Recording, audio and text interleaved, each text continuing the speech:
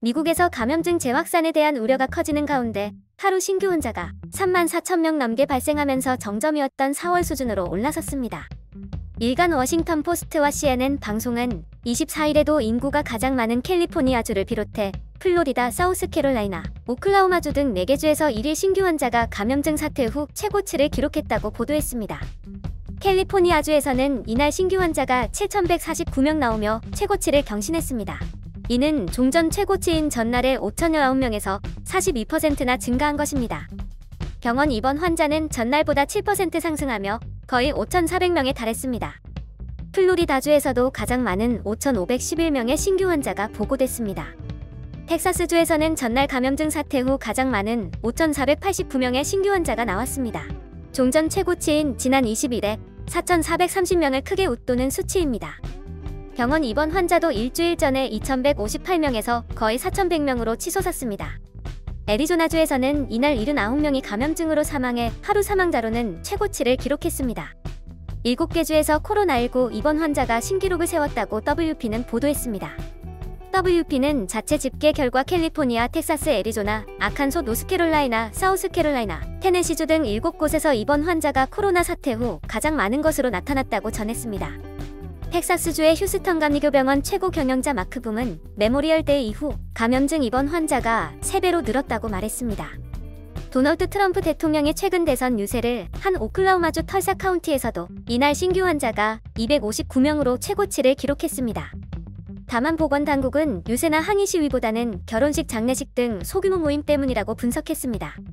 CNN은 미 존스 홉킨스 대학의 집계를 인용해 전날 미국의 1일 신규 환자가 감염증 사태 후 세 번째로 많은 34,720명에 달했다고 보도했습니다.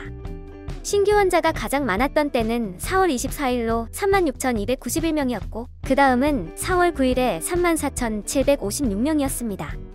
CNN은 또 미국 50개 주 가운데 절반이 넘는 26개 주에서 일주일 전과 견준 감염증 환자 수가 증가하고 있다고 집계했습니다.